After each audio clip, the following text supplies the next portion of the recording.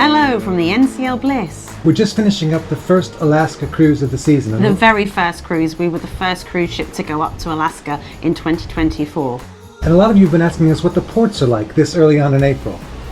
We're here to tell you. Sailing from Pier 66 in Seattle, we visited Sitka, Juneau,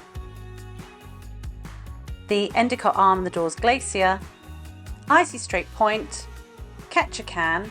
We'll cover our stop in Victoria, British Columbia in a later vlog. We'll be doing full detailed vlogs on the ports we visited later. This is an overview of what to expect in port, particularly early in the season, getting on and off the ship, the transport to and from the port, what's open and what's not. Our first glimpse of Alaska was during sail-in to the port of Sitka.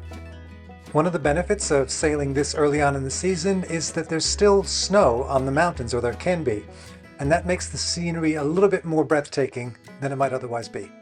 We were lucky enough to have a balcony on this cruise to enjoy the sailing, but you could also watch this from the pool deck, the observation lounge at the front of the ship, or the waterfront on deck 8, which wraps around the ship. We particularly like this area.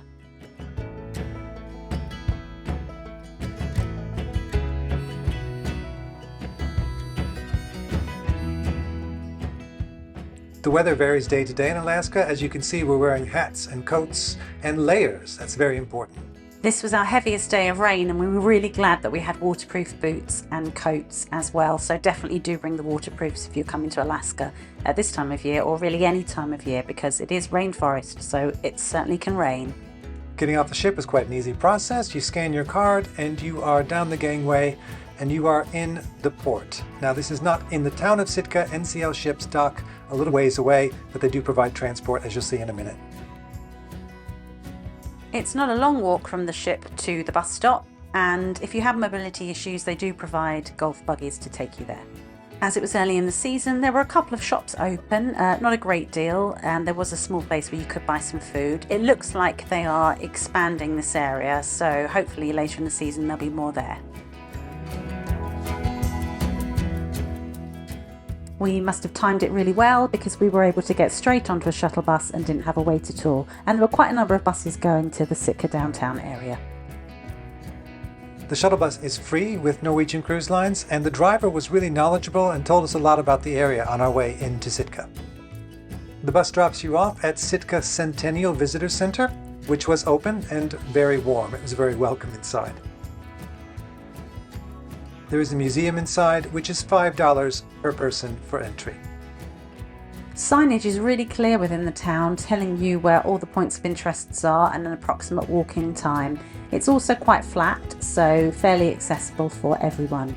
We chose to walk to the Sitka Historical National Park, and I'm really glad we did this. They have a totem trail loop, which was excellent despite the wet weather.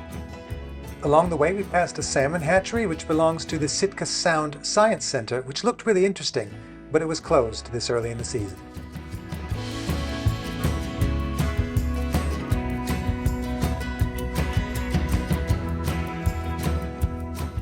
Luckily, the Sitka National Historical Park was open. In fact, they just opened on that day in April for the first time, just for our cruise ship, just for the NCL Bliss.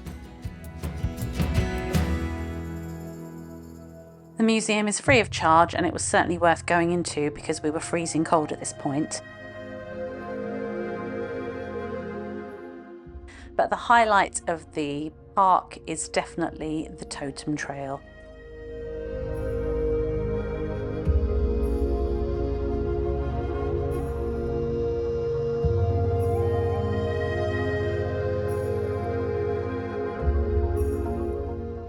I've seen in other vlogs that you can actually watch them carving the totems here. There wasn't anybody there this early in the season, but you can see their workshop where they do this. There's plenty of signage throughout the park that tells you information about historical events that have happened in certain areas, and bears. Bears happen. Yes, it's Alaska. Sadly, too early in the season for us to see any. I'm not sure if that's a good thing or a bad thing, because I don't know what we would have done if we'd encountered a bear on our path, but I imagine later in the season it would be fantastic to see bears, and it's a definite reason for us to go back in the future. One of the benefits of being the first ship of the season is that there were no other ships in, and that meant no crowds. We barely saw another soul on this trail, and I understand it can be quite crowded in peak season.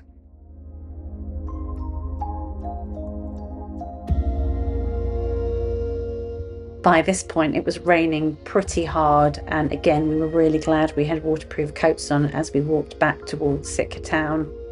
Two things that I really would like to have visited when we were in Sitka were the Fortress of the Bear and the Raptor Centre. They both look fantastic, but unfortunately in early April they were closed. The Fortress of the Bear is closed in early April because obviously the bears are still asleep, and the Raptor Centre was closed for training on the day that we were there. But as this lovely lady at the Sitka Visitor Center pointed out, there was one thing that we could do which never closes, and we're going to get there in a minute. But first, on to the shops, all of which were open.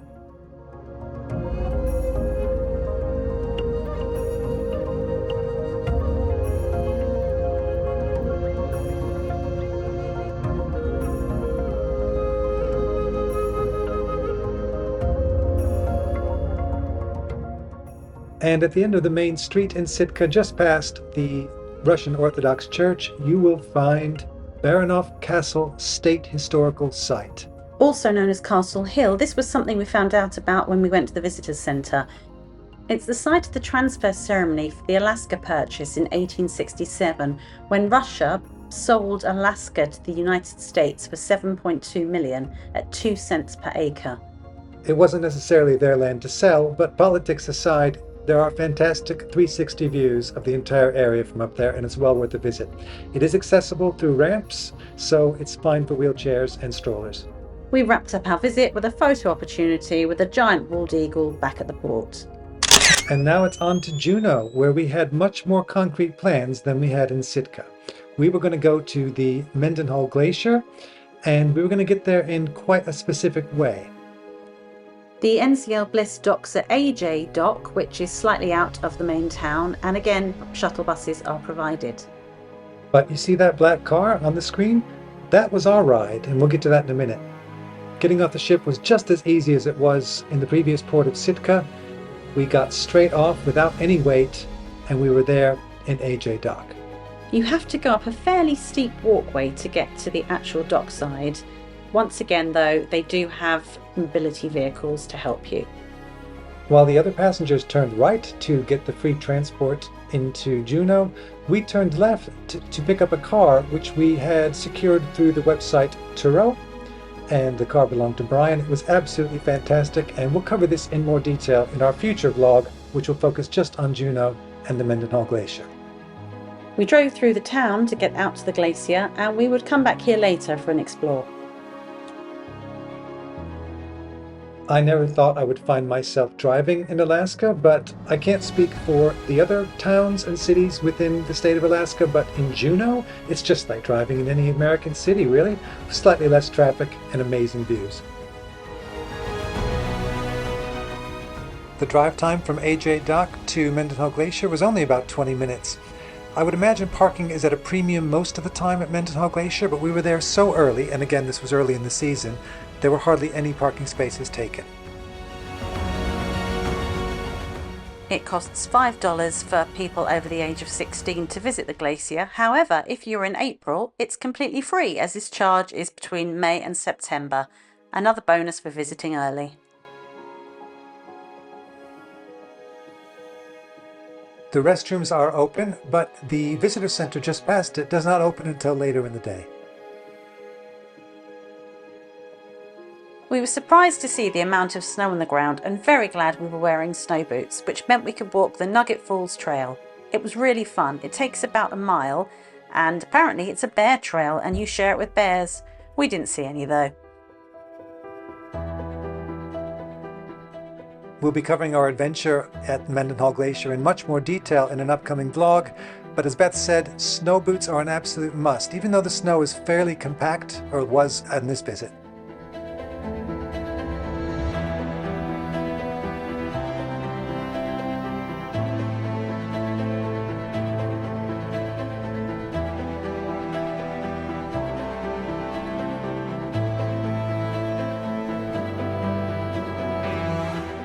The snow was really deep in places, and there was a few times when our feet went down quite far. I'm from Michigan, so I'm well used to walking in snow, but Beth from the UK obviously needed some training. There was hardly anyone on the trail at this time because we were quite early. It did get much busier as the day progressed though. When we were walking back, we could see everybody walking to the Nugget Falls. All of a sudden on this trail, you turn a corner and there's really no words that can do it justice. To say stunning is a complete understatement.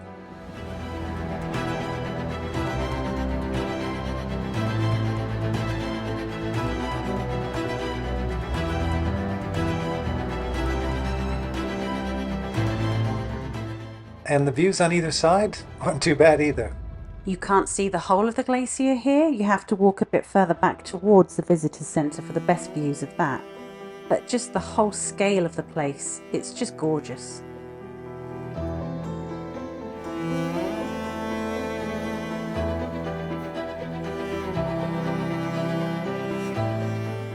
We turned around to go back not via the Nugget Falls Trail, but via the beach itself. You can go either way. Accessibility at this part of the area isn't great. There's lots of rocks and stones, and you do have to walk across the water on some big rocks, as I'm currently trying to do now, not very well. But there is a path that takes you to the viewpoint, which is accessible, and the visitor centre is accessible. There's a lift up to it, so there's plenty to do if you have mobility issues. We arrived just as a lot of the tourist trolleys were arriving with loads and loads of people from the ship, so we were quite glad to get out and go explore Juneau itself. We did also go to a supermarket and Starbucks, but that will be in our later vlog.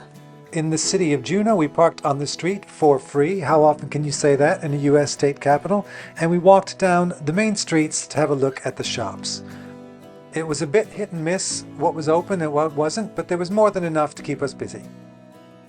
Two of the main tourist draws, the Red Dog Saloon and Tracy's Crab Shack, were both open though and busy and doing lots of business.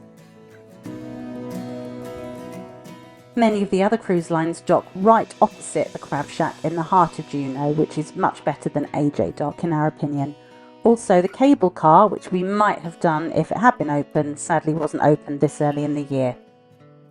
We may have only had a few hours in Juneau, but we got a lot done, and soon it was back to the ship for sail away, well not really sail away, sail to the Endicott Arm and the Dawes Glacier. When we originally booked this cruise, our itinerary looked very different. It included Skagway and a trip to Glacier Bay. Sadly, a few months before we were due to sail, we had an email from Norwegian telling us that we were having this itinerary change. While disappointed that we didn't get to go to Glacier Bay, it was nice to know that we were still going to go down the Endicott Arm towards the Dawes Glacier. It also meant we got to visit Sitka and Icy Strait Point instead of Skagway. One of the worries and considerations at this time of year in Alaska for cruise ships is ice. And as you can see here, the ice floes were getting thick and thicker and more plentiful the further in we got. This one in particular was very close to the ship and was a little bit scary, but they actually got bigger, closer, and scarier. And then we saw our first whale of the trip. You can only really see the blowhole and the water going up, but it was so nice to see. It was really magical.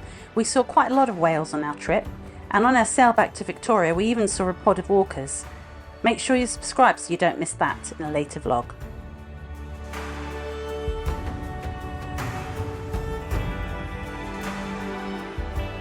Although I had read and seen online that ice floes were not a real cause for concern in this part of Alaska at this time of year, by now I was getting quite concerned, we both were getting quite concerned, about whether we'd actually get to our destination, particularly when this big giant one nearly scraped the side of the ship. It was at this point that the inevitable happened, and the announcement that we kind of expected came over the ship's systems that we were going to have to turn around as it was too dangerous for the ship to go on any further. What was amazing though is that they had opened the bow of the ship for passengers to go down and be right at the front of the ship as we sailed through the Endicott Arm. We had given it a miss because it had been very, very busy. Obviously everyone wanted to be there and we enjoyed the view from our balcony. But we did go down at the end when everyone else left, and there was just a few people left. We got some obligatory cruise ship photos and just took in the atmosphere. It was really special. From this perspective, this close to the water, it became very clear why we had to stop and turn around. There was quite a lot of ice around. And speaking of ice, the next day, we were off to icy Strait Point. Icy Strait Point is located near the small town of Hoonah and is essentially a port purely for the cruise ships, a bit like a private island. However, it is owned by the local people, which I think is really good and important. It's not a far walk from where the ship docks, but as you can see from the people walking up here, it is fairly steep. Once again, there are wheelchairs and golf carts and various things to help those with mobility issues.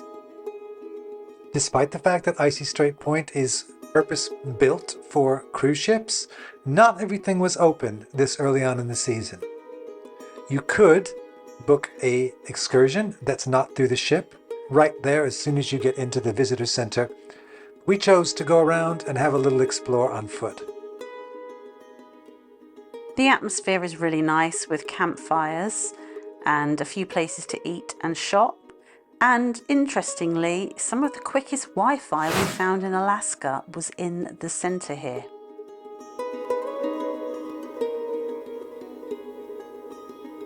Just opposite the Duck Point Bar was the tramway or the cable cars. These are free to use. They take you to the other side, what's called Wilderness Landing, where there is a shop and a bit more to do.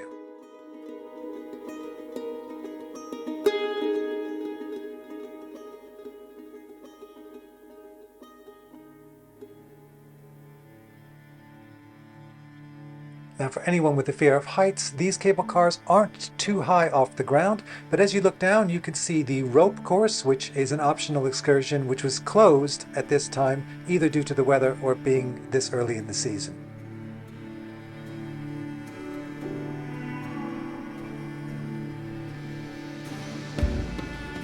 Also closed was the second gondola station, which takes you up to a higher point at Icy Strait Point, where you can do the famous zip wire, which we would have liked to have done, but for two reasons. One, it was closed, and two, we wouldn't have done it because it is so expensive. It's about $250 per person. So do let us know if you have done it in the comments below. A much cheaper, in fact free option is the nature trail that takes you all the way back to Hoonah Cannery.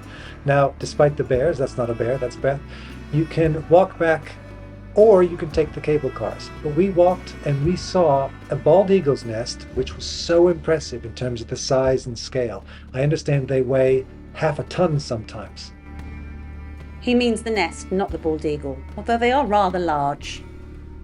We were surprised at the amount of bald eagles we saw on this trip, and you will see them all in later vlogs. Also surprising was the size of the line at the cable cars now. We decided against the guided tour of Hoonah because it was $120 per person and walked there instead. Before you get anywhere near the Hoonah Trail, there's a lot more to Icy Strait Point to explore.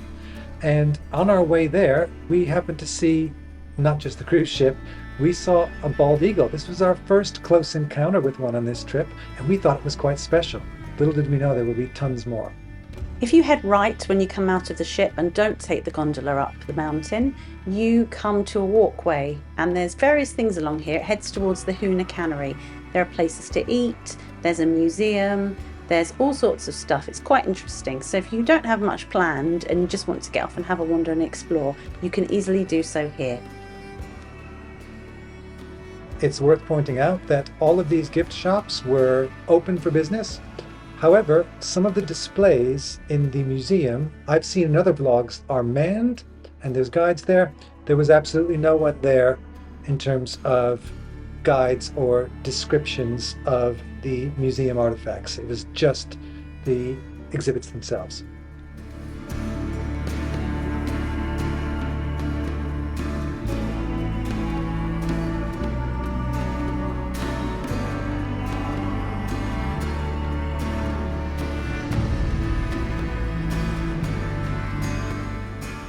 The kayak centre was open. I think it was for tours that had been pre-booked through the ship.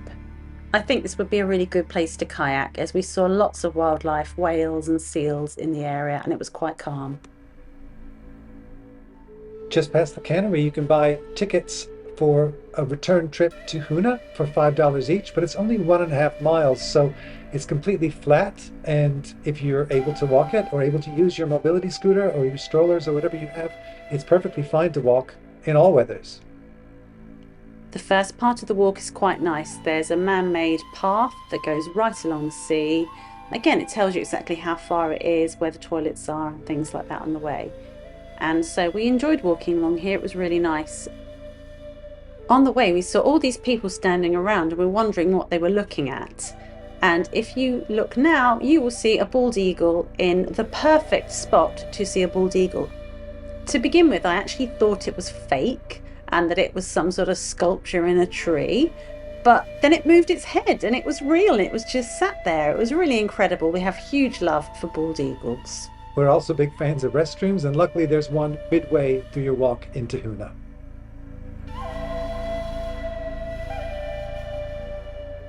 There's not a lot actually in Hoonah. It's a town of 800 inhabitants year-round. Some things are open, some things are closed at this time of year, but I'm really glad we had a chance to walk around and experience this part of Alaska.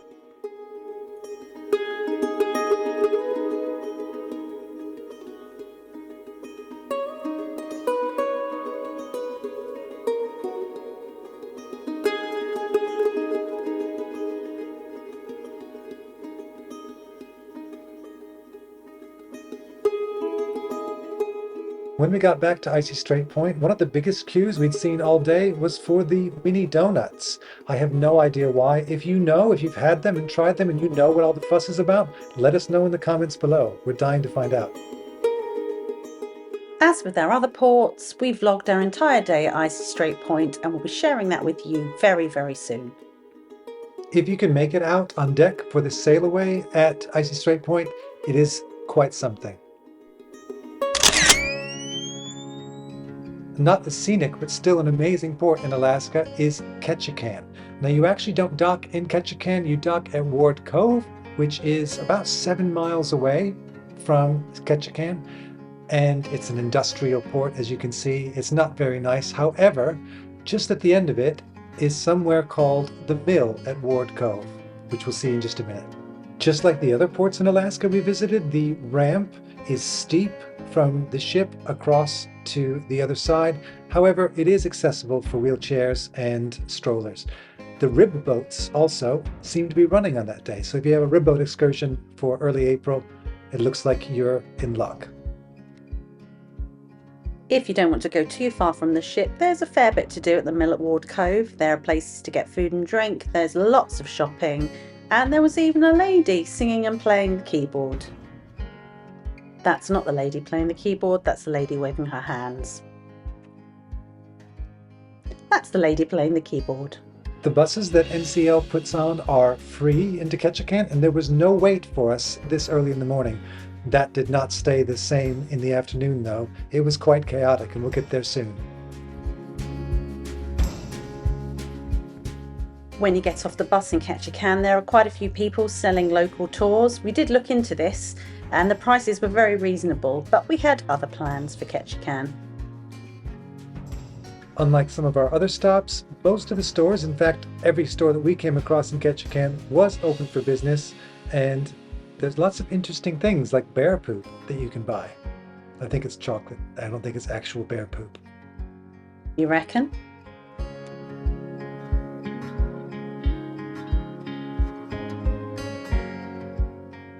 One of the shops in Ketchikan has even disguised itself as a shortcut into downtown, which it actually was. We only had a very short time in Ketchikan this particular morning, and because of that we knew everybody would have been up having breakfast in the buffet, and it would have been very, very busy and we didn't want to deal with the crowds. So we decided to go for a local place for breakfast, and we found this place, Local Grounds, and it was brilliant. It's locally owned, and we had fresh bagels, fresh burritos, amazing service, and it was really nice to go somewhere locally owned. Our next stop was Creek Street, which was open. Well, it never closes technically, but the shops there were open. And this is quite a popular destination within Ketchikan itself. In the high peak seasons, you can see salmon jumping in this river, but obviously today, the only thing jumping in the river was raindrops. There's lots of signs to read for information on the area. Obviously, it was a bit notorious back in the day and known for ladies of the night, as we call them in the UK. But it's very interesting all the same, and definitely worth a visit if you're in Ketchikan.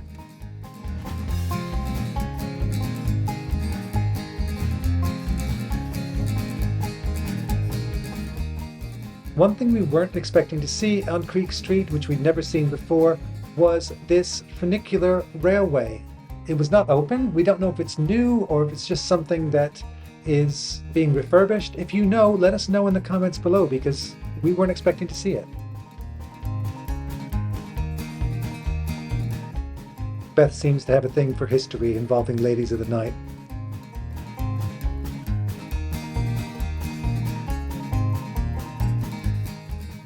And Dolly's house, which is a museum based on the Ladies of the Night, was actually open for business. But not that kind of business. It is purely a tourist destination and a museum now. And speaking of tourist destinations in Ketchikan, one of the biggest draws that we've heard of is the Great Alaskan Lumberjack Show, which Beth wasn't that keen on going to see, but I really wanted to. Up to this point in the cruise, our teenage sons had been really up for everything we'd done and were having a really good time. They were not keen on going to the Alaskan Lumberjack Show. However, they both thoroughly enjoyed it, and we didn't embarrass them too much with our whooping and hollering because they joined in too. I'm really glad they enjoyed it because it was a really great end to our Alaskan experience. If you are in Ketchikan and you're not going to see the wildlife, which I imagine probably trumps everything in my opinion, do go and see the Lumberjack Show, particularly if you've got kids. It's great fun. Tickets for this show were $43 per person on the door. I don't recommend buying them on the door as it sells out quite quickly and sometimes sells out in advance due to having many cruise ships in port at the same time. Being the first Lumberjack show of the year, we were managed to sneak in and get tickets upon entry. We'll leave a link for tickets in the upper right-hand corner of your screen right now. We got back to the pickup point 10 minutes before the last shuttle was due to go, but there was no way it was going to go at 11:45. There were so many people waiting to go, and the queue just got longer and longer. However, it did move, and they were bringing buses back regularly and filling them up, and as soon as they were full, they were going back to the ship. Speaking of our beautiful ship, the Norwegian Bliss, we're going to be bringing you a full ship tour next weekend. So make sure you like and subscribe to Traveling with Teens. Make sure you click the notification bell so that you know when that ship tour drops. And after that, we'll be covering our trip day by day, vlog style. See you then.